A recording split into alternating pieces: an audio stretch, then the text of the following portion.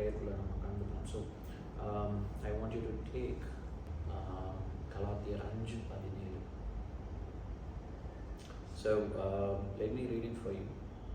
For the flesh sets its desire against the spirit, and the spirit against the flesh. For these are in opposition to one another, so that you may not be able to do things that you please. இங்கே கலாத்தியரில் 5:17 ஒரு விஷயத்த சொல்கிறாரு. என்னன்னா, மாம்சம் ஆவிக்கு விரோதமாகவும் ஆவி மாம்சத்திற்கு விரோதமாகவும் போர் செய்கிறது, யுத்தம் செய்கிறது. சரியா? இது ரெண்டுமே those are opposition to each other. மாம்சமும் ஆவியும் ஒன்னா போகவே முடியாது. சரியா? So that you may not do the things that you please. அதாவது பைபிள்ல கிளியரா போட்டிருக்கு, நீங்க விருப்பப்படுறத உங்களால செய்ய முடியாத மாதிரி இது ரெண்டும் ஃபைட் பண்ணிக்கிட்டே இருக்குன்றது. அப்படின்னா ஆப்வியஸா ஒரு மனுஷனுடைய விருப்பம் ஆப்வியஸா a desire of a man wants to be well, wants to be holy, wants to be righteous, wants to be faithful, wants to be live that life that pleases to God. So ஒரு மனுஷனுடைய வாழ்க்கை ஆப்வியஸா நம்ம தேவனுக்கு பிரியமா இருக்கணும், பரிசுத்தமா இருக்கணும், நீதியா இருக்கணும், ஆண்டவருக்கு பிரியமா வாழணும் அப்படின்றது எல்லாரோட டிசையராக தான் போட்டிருக்கு Bible. So it's very clear that you desire, நீங்கள் விருப்பப்படுறீங்க நீங்கள் அப்படி வாழணும்னு சொல்லி, ஒரு நல்ல பிள்ளையாக இருக்கணும், நல்ல ஒரு ஆசீர்வாதமாக இருக்கணும், ஒழுங்காக இருக்கணும், எல்லாத்துலேயுமே நான் பரிசுத்தமாக இருக்கணும், நீதியாக இருக்கணும் அப்படின்றத நம்ம விருப்பப்படுறோம். எல்லா மனுஷனுடைய விருப்பமும் அந்த நம்மளோட பிள்ளைங்களோட விருப்பம் தான். ஸோ அதை விருப்பப்படுறோம். ஆனால் இங்கே அதை நீங்கள் செய்யாத மாதிரி ஒரு காரியம் என்ன பண்ணுன்னா நம்மக்கிட்ட யுத்தம் பண்ணிக்கிட்டே இருக்கோம். So here it's interesting that it is not talking about the devil. It is not talking about the devil. It is talking about something called the flesh. இங்கே பிசாசை குறித்து பேசல.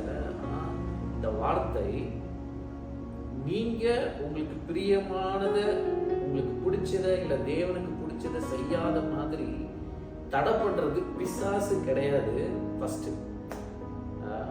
பட் உங்கள் ஃப்ளஷ்ஷு, உங்கள் மாம்சம் அப்படின்றது. So we must understand that before we blame the devil, we must come to an understanding for the flesh. நம்ம பிசாசை குறை சொல்றதுக்கு முன்னாடி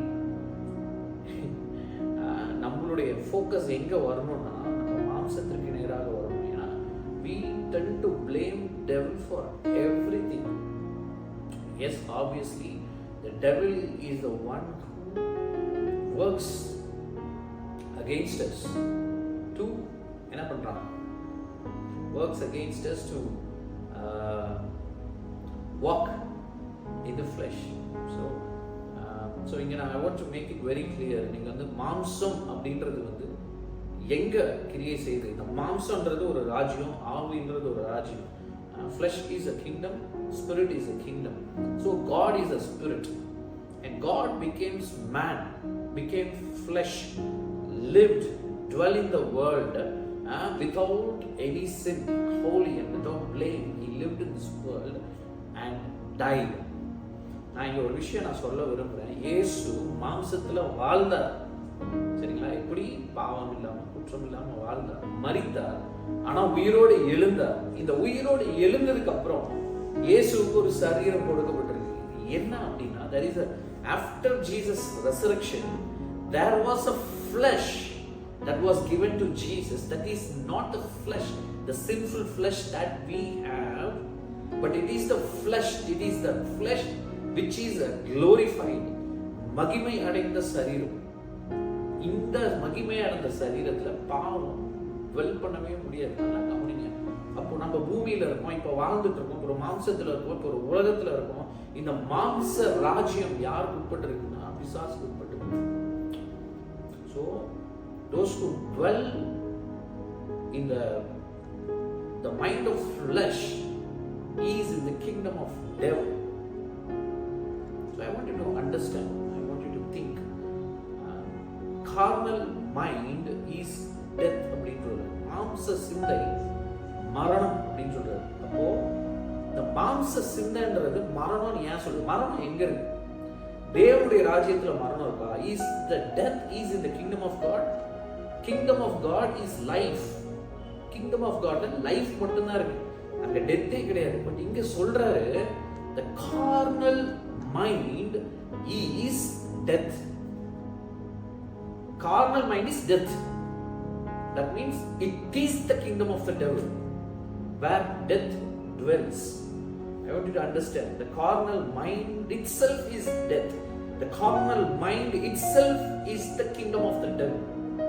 So if we as a believer, as a child of God, if we don't know how to live in the spirit, நாம தேவனுடைய பிள்ளைகள் நம்ம ஆவியில எப்படி, ஆவியின் சிந்தையில எப்படி வாழ்வது, ஆவியில எப்படி நடப்பதுன்றது தெரியலனா, though we are the children of God, though we are the son of God, we live in the kingdom of the devil.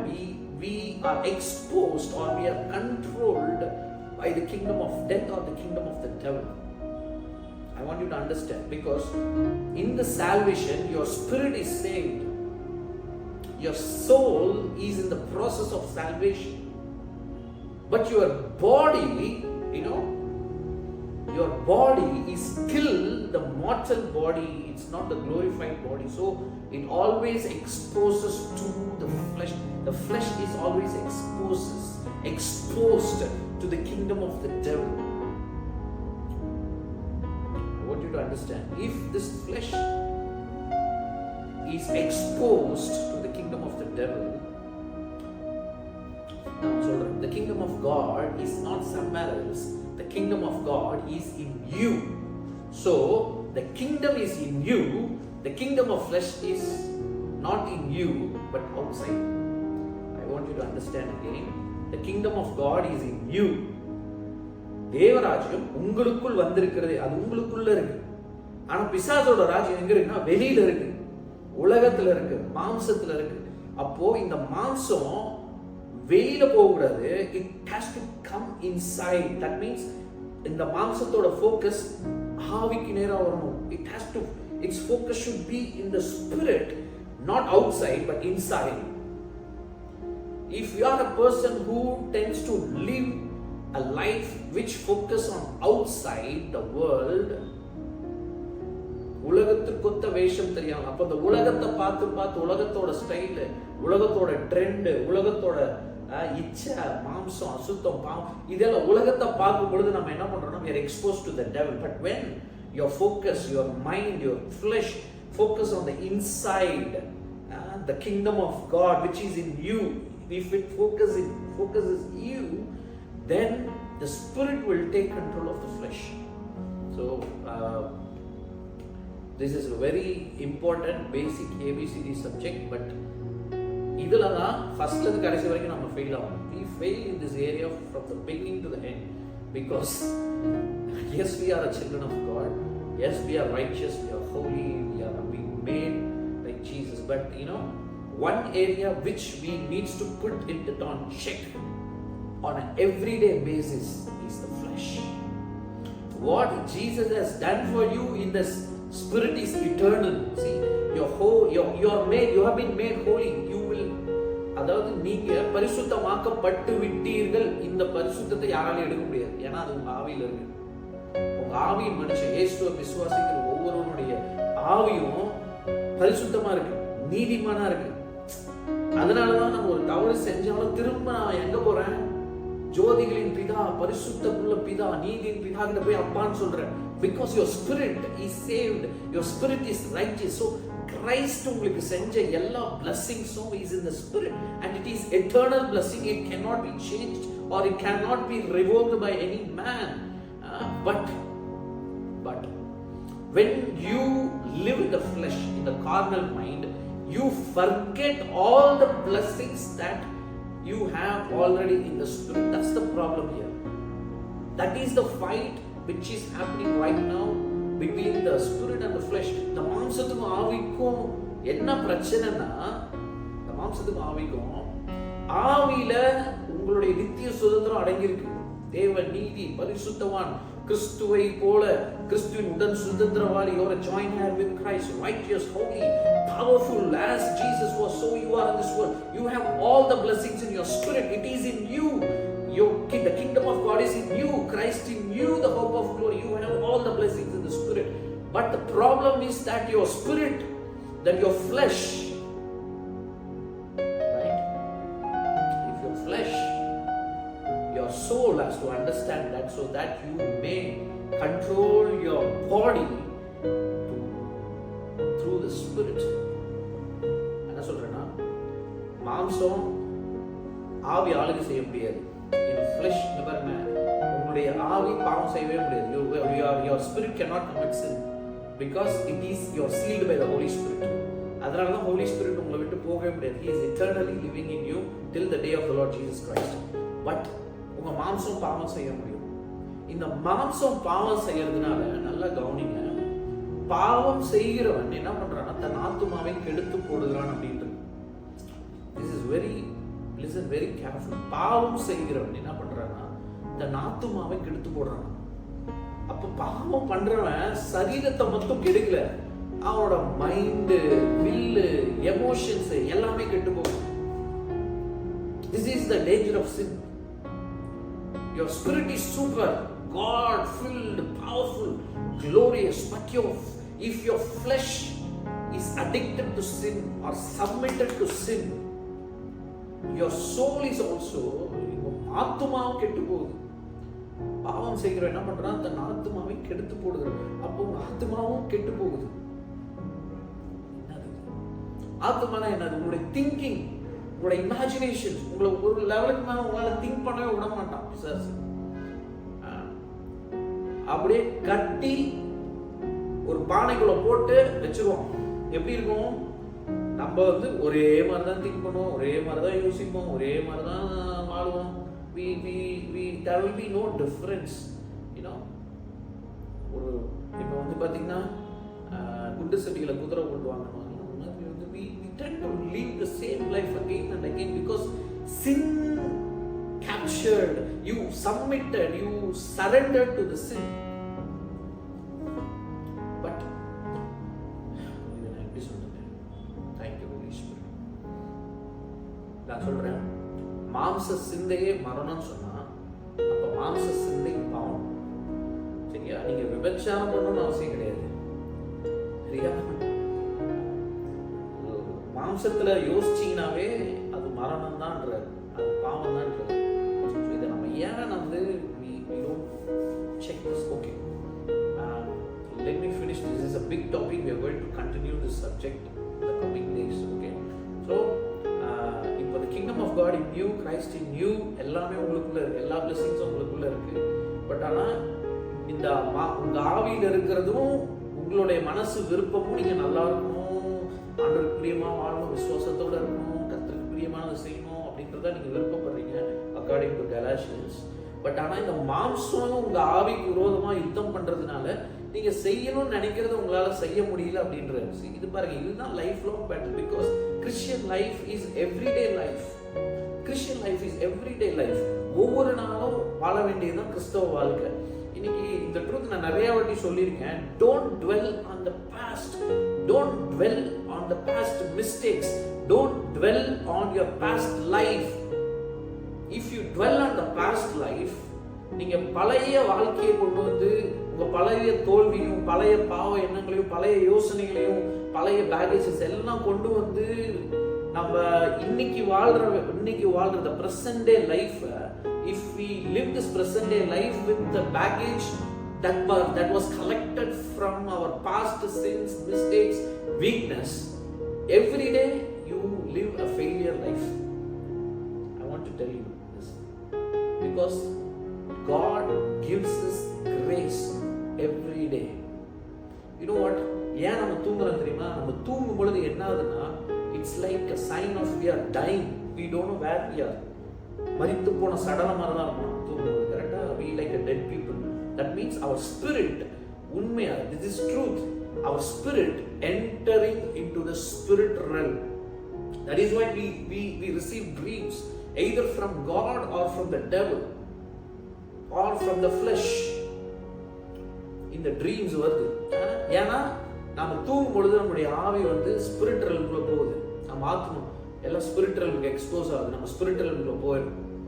So அப்போ என்ன ஆகுது, நம்ம தூங்கி முடிச்ச உடனே we are entering into a new day where God is pouring out new grace, where God is pouring out new strength.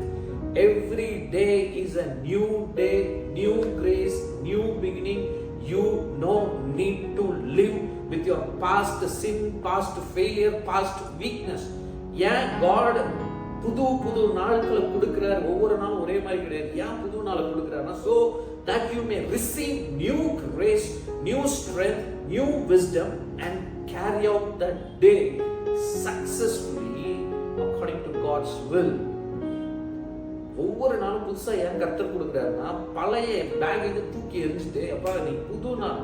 அதான் பவுல் சொல்றாரு, நான் பின்னானவைகளை மறந்து, என் பழைய லைஃபை மறந்து, என் பழைய பலவீனங்களை மறந்து, என் பழைய கோபத்தை மறந்து, என் பழைய பேகேஜஸை மறந்து, பழைய தாட்டு திங்கிங் ஸ்டைலை மறந்து ஒரு புதிய நாளுக்குள்ள நான் என்ட்ராகிறேன். பழசை நான் மறந்து எனக்கு முன்பாக வைத்திருக்கிற தேவனுடைய சித்தத்திற்கு நேராக. இதுதாங்க Christian life. So we must move forward with the thought every day, every morning that God has, I forget everything, every past things happened in my life. So I'm entering into a new day. I'm just focusing on the upcoming day, the upcoming hours which God has ordained for me so that I may submit and surrender to God and lead a beautiful, God-willing, powerful life. This is what God is saying. Hallelujah. Thank you, Jesus. So, இது ஒரு good news. உங்களுக்கு நேற்று சண்டை இருந்துச்சா, சண்டை நேற்றோட போயிடணும். புதிய நாளில் சண்டை பிரவேசிக்கவே கூடாது. படுக்கைக்கு முன்பாகவே சமாதானமானு சொல்றாரு ஆண்டவர். ஆமா, சண்டையோட படுக்கக்கூடாது, கோபத்தோட படுக்கக்கூடாது, எரிச்சலோட படுக்கக்கூடாது, என்னடா வாழ்க்கை அப்படின்லாம் படுக்கக்கூடாது. ஏன்னா நல்லா கவனிங்க, நீங்க தூங்குறதுக்கு முன்னாடி ப்ரே பண்ணிட்டு தான் தூங்கணும். ஏன்னா நீங்க உங்களை சாங்டிஃபை பண்றீங்க. ஏன்னா நீங்க ஸ்பிரிட் ரெல்குள்ள எக்ஸ்போஸ் ஆக போறீங்க தூங்கும்போது. நல்லா கவனிங்க, நீ தூங்கும்போது படம் பார்த்துட்டு பாட்டு கேட்டுட்டு அசிங்கமான காரியங்களை பார்த்துட்டு இச்சையோட தூங்கினா பிசாசு வந்து என்ன பண்ணுவான், ஏறிடுவான். அதனாலதான் வாழ்க்கையிலையும் மனசுலையும் ஒரு சிந்தனையிலையும் ஒரு இம்ப்ரூவ்மெண்டே இருக்காது. அப்படியே அடைச்சு போட்ட மாதிரி வாழ்க்கை. So God அந்த லைஃப் நமக்கு வைக்கல. God loves us so much. God has a beautiful, பாருங்க நம்ம மைண்ட் வந்து நம்ம ஃபுல்லா நம்ம யூஸ் பண்ணதே கிடையாது. never used our mind in full potential. ஏன் தெரியுமா, இந்த பாவன்ற விஷயம், இந்த சின்னன்ற விஷயம், இந்த கார்னல் மைண்ட்ன்ற விஷயம், what it's doing in our life is it's destroying our soul, it destroying our thinking capacity. நல்லா கவனிங்க, இந்த மாம்ச சிந்த மரணம்னு சொல்றாங்க. இந்த மரணம்ன்றது என்னன்னா சடன் டெத் கிடையாது. இந்த மரணம்ன்றது உன்னுடைய யோசிக்கிற திறன், தேவனை போல யோசிக்கிற திறன், இல்ல ஒரு சயின்டிஸ்ட போல யோசிக்கிற திறன் குன்றி போய் செயலிழந்து மொக்க பீசா நம்மளை காணப்பட வைக்குது. We don't need to live like that. We don't need to live like that. So அப்ப ஒரு godly manக்கு என்ன இருக்கும்னா, he will have a sound mind, a powerful, proactive, active, supernatural, active, proactive mindset. Clarity in his mind, clarity in his thoughts, where he is going, what he is doing, what I'm going to plan, everything will be in clarity. So அதனால தான் ஆவியின் சிந்தை என்ன தெரியுமா, ஜீவனும் சமாதானம். It has peace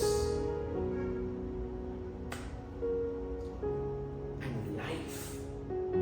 The kingdom of the devil is in the carnal mindset. Kingdom of God is in the spirit, is peace and life.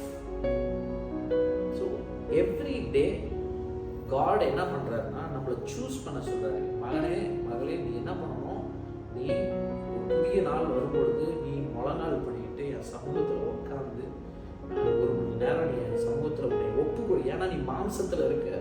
இந்த மாம்சம் நீ ஜெபம் பண்ணாம விட்டனா, நல்லா கவனிங்க, ஏசாமி சொல்றாரு, சீஷர்கள் வந்து அவர் கெத்செமனே தோட்டத்துக்கு போகும்பொழுது சில நேரத்துக்கு முன்னாடி அவர் போய் நீங்கள் இங்கே இருங்க, நான் ஜோம் பண்ணிட்டு வரேன், நீங்களும் ஜோம் பண்ணு போயிடுவார். போயிட்டு ஜோம் பண்ணி வருவார்.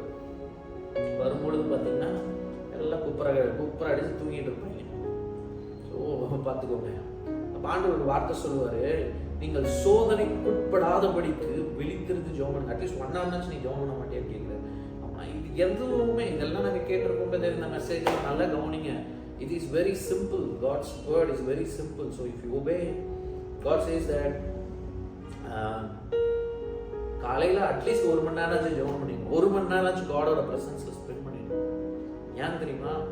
நீங்க ப்ரே பண்ணலன்னா you will expose to temptation. அப்புறம் ஆண்டவரே வாழ்க்கையில் இப்படி நடந்துச்சு, ஆண்டவரே எனக்கு இந்த சோதனை, ஆண்டவரே இந்த பாவத்துல இருந்து என்னால வெளியில வர முடியல, ஆண்டவரே எனக்கு இத்தனை பிரச்சனை, ஆண்டவரே இந்த இச்சையை தாக்குது. தாக்குதா? எல்லாமே பண்ணும். ஏன்னா நீ மாம்சத்துல இருக்கப்பா. You are in a mortal body, mortal flesh. இந்த மாம்ச சரீரத்தை நீ தேவனுக்கு ஒப்பு கொடுத்தே ஆகணும். ஆவியானவர் இந்த சரீரத்தை ஆட்கொள்ளே ஆகணும். எப்படி? ஒவ்வொரு நாளும். ஒருவேளை நீ தோத்துட்டியா, பரவாயில்ல, நாளையில இருந்து உட்காருங்க. அதுதான் Christian life. It's very simple. ஏன்னா ஆண்டவர் அனுதினமும் புதிய கிருபையை கொடுக்குறாரு. அனுதினமும் மேல கேர்ஃபுல்லா இருக்காரு, கிருபையா இருக்காரு, இரக்கமா இருக்காரு. ஏன்டி நீ நேத்து தோத்துட்டியா, பரவாயில்ல, இன்னைக்கு உட்கார்றா என் கூட. நீ பரவாயில்ல, நேத்து தோத்துட்டியா, பரவாயில்ல, இன்னைக்கு உட்காரு. The devil will never allow you. He always distract you. பாருங்க, distractions. We are entering into a last days. I'm telling you. The distractions. இது பாருங்க, கடைசி நாட்கள்ல எது ஜாஸ்தியா இருக்கும்னா distractions தான் ஜாஸ்தியா இருக்கும். ஏன்னா உன்னை ஃபோக்கஸ் பண்ண விட மாட்டான், பைபிள் படிக்க விட மாட்டான். இந்த ஆவியின் சிந்தை எங்க வருது? Where does this mind, the spirit mind comes from? If you're not a person who reads the Bible, who meditates the word of God every day, at least 1 hour, half an hour, 1 hour, you are a person who lives in the kingdom of the devil. நீங்க பிசாசோட ராஜ்யத்துல டொல் பண்ற ஒரு ஆளு.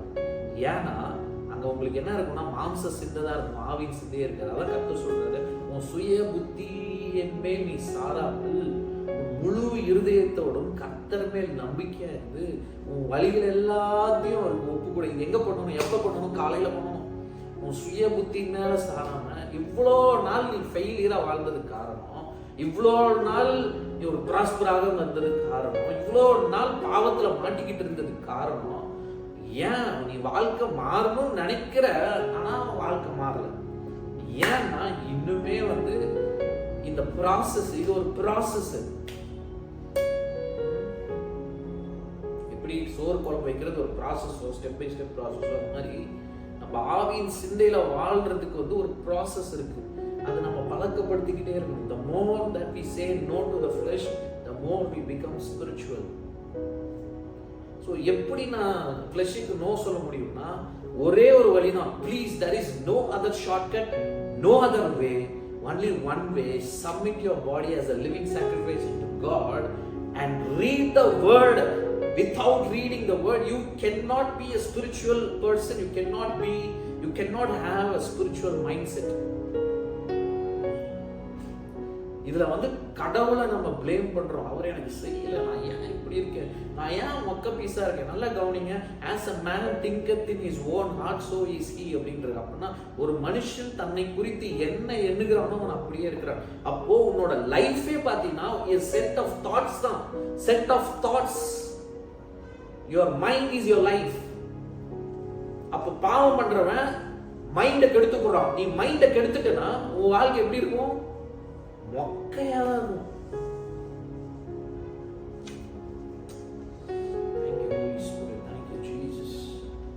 அப்ப இங்க பிரச்சனை என்னன்னா ஆத்துமா.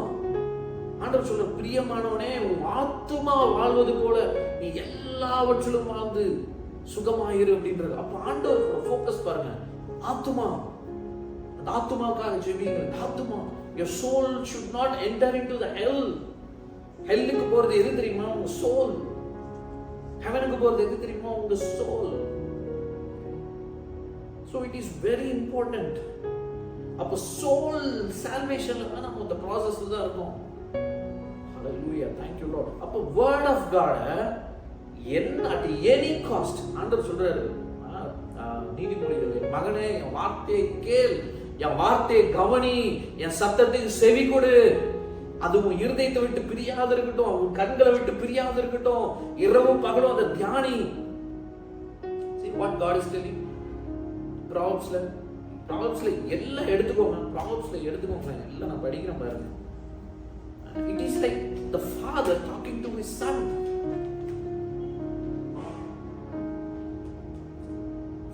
See, and my child, listen to me and treasure my instruction. நாம பண்றோமா? என் மகனே என் வார்த்தையை கேளு, என் சத்தத்துக்கு உன் செவியை சாய். என் சத்தத்திற்கு உன் செவியை சாய், என் வார்த்தையை நீ கேளு. அவங்களை உன் இருதய பலகையில் எழுதிக்கோ. சொல்றாரு பாருங்க, turn your ears to wisdom and concentrate on understanding. நிறைய சொல்றாரு, my child, never forget the things that I have taught you. Store my commands in your heart, for they will give you a long and satisfying life. எல்லாம் 5ல ஆரம்பிக்கிறார். My son, pay attention to my wisdom. Listen carefully to wise counsel. என் மகனே என் வார்த்தைக்கு செவி கொடு.